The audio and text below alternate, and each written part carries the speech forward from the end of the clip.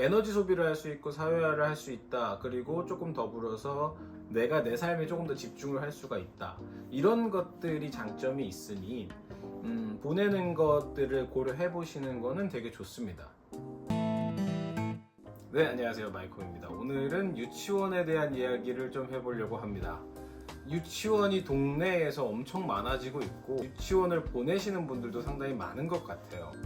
그런데 이제 유치원을 보내야 될지 말아야 될지 고민을 하고 계시는 분들도 상당히 많을 것 같고, 그리고 유치원을 보낸다면 또 어떤 유치원을 보내야 될까, 이런 고민들을 좀 없애드리려고 이 영상을 찍게 되었습니다. 내 반려견이 유치원에 맞는지 안 맞는지, 내 반려견이 유치원에 필요한지 안 필요한지를 먼저 고민해 보시는 게 진짜 중요한 것 같아요. 그렇다면 유치원에 보내서 얻을 수 있는 장점들은 뭐가 있냐, 이것부터 한번 생각해 보죠. 유치원을 보냈을 때 장점은 이 아이가 에너지 소비를 할 수 있다라는 겁니다. 혼자서 집에서 놀아주기에는, 또는 가족들이 집에서 이 아이의 에너지를 소비하기에는 한계가 있는 경우가 너무 많아요.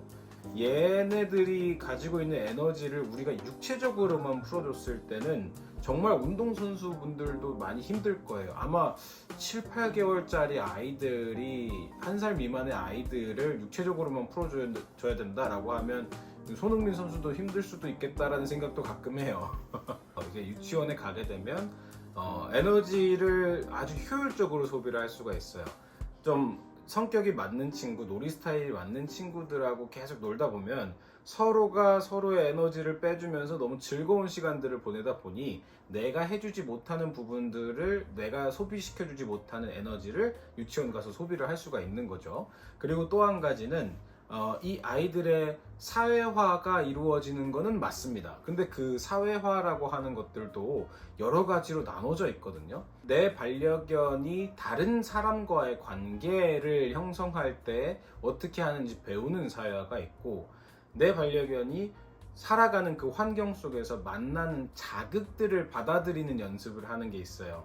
그리고 또 하나는 다른 강아지하고 다른 강아지를 어떻게 대해야 되는지를 배우는 사회화가 있어요. 그러니까 크게 나눴을 때는 이런 정도가 있는 건데, 사람과의 관계를 만드는 거는 유치원 선생님이나 보호자와 낯선 사람, 뭐 이런 여러 가지 사람도 파트들이 나눠질 거잖아요. 유치원을 보냈을 때 반려견 트레이너, 반려견 전문가하고 관계를 맺는 것은 연습을 할 수가 있겠죠. 그리고 이제 이 유치원에 보냈을 때 다른 반려견이랑 어떻게 놀아야 되는지를 알게 되는 다른 반려견에 대한 사회화도 충분히 가능할 수 있고요. 다른 자극들, 이 반려견이 살아가는 환경 속에서 얻게 되는 자극들, 예를 들어서 사이렌 소리라든지 공사장 소리라든지 차, 오토바이, 킥보드, 빠르게 움직이는 물체들, 아니면은 평소에 조금 듣기 힘들지만 빈번하진 않지만 들을 수밖에 없는 소리들, 이런 것들에 둔감화하는 과정도 유치원에 프로그램이 있다면 가능합니다. 근데 이런 보호자와의 관계를 형성하는 그런 사회화는 유치원에서는 할 수 있는 부분은 아니에요. 이런 것들을 인지하고 유치원에 보내시는 게 훨씬 더 좋습니다. 유치원에 가서 얘가 앉아 엎드려 기다려, 아니면 사회화를 풍부하게 하고 여러 가지 것들을 배운다고 하더라도 보호자님과의 관계는 따로 연습을 해주시는 게 맞아요. 대부분의 사회화는 되지만 안 되는 부분도 있다라고 이렇게 생각을 하시고 어떤 곳인지 알고 유치원에 보내시는 게 가장 중요하다, 이렇게 생각이 듭니다. 에너지 소비를 할 수 있고 사회화를 할 수가 있다 라는 게 가장 큰 목적인 것 같아요. 그리고 이제 조금 따라오는 것들은 보호자의 미안함을 해소할 수 있다 라고 생각을 하는데, 제가 보호자로서 유치원에 보내면서 느꼈었던 것은, 제가 유치원에 보내면 당연히 신뢰가 있는 유치원에 보냈을 거잖아요. 그러니까 나만큼 이 반려견에 대해서 알거나, 또는 나보다 더 내 반려견에 대해서 알고 있는 분들이 이 반려견을 케어해주고 있고, 이 아이는 조금 더 재밌는 여러 가지 경험들을 하고 있을 거야 라고 이렇게 생각하니까 유치원에 보내놓은 시간 동안에는 제가 이제 다른 일을 하기에 너무 집중하기에 좋더라고요. 반려견을 너무 사랑하다 보면 이 반려견 생각인 뇌의 일부분을 계속 차지하고 있고 어쩔 때는 뇌의 전체를 차지하고 있을 때가 있잖아요.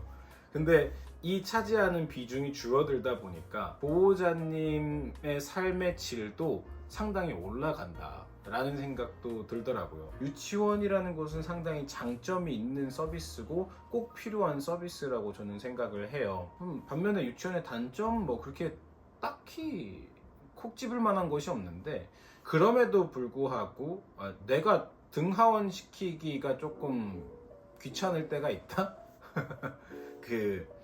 물론 펫택시를 운영하는 곳도 있고 아니면 그냥 이렇게 픽업 드랍 서비스를 해주는 유치원도 있고 아닌 유치원도 있지만, 어찌됐건 간에 내가 나가야 되고 뭐 보내야 되고 이런 등하원 과정에서 힘듦의 차이는 있을 수는 있겠지만 귀찮은 거는 사실이죠. 근데 그거는 단점인 것 같고요. 이걸 단점이라고 하기엔 좀 그렇지만 어쩔 수 없는 부분이라고 생각을 하면, 이 반려견들을 유치원에 보냈을 때 유치원에서 100% 사고가 안 난다라고 하기는 굉장히 어려워요.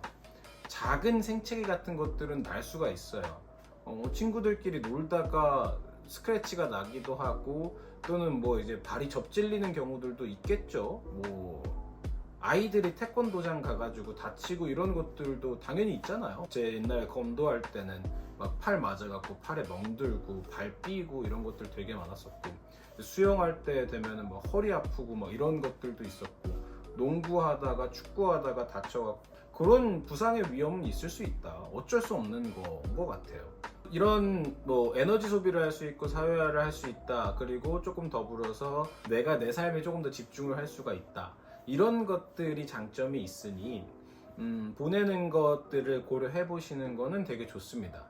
사실 이런 장점들을 누릴 수 있는 아이가 있고 누리지 못하는 아이가 있거든요. 그래서 다음 영상에서는 그런 것들을 말씀을 드리도록 하겠습니다. 영상 봐주셔서 감사합니다. 다음 영상에서 봬요.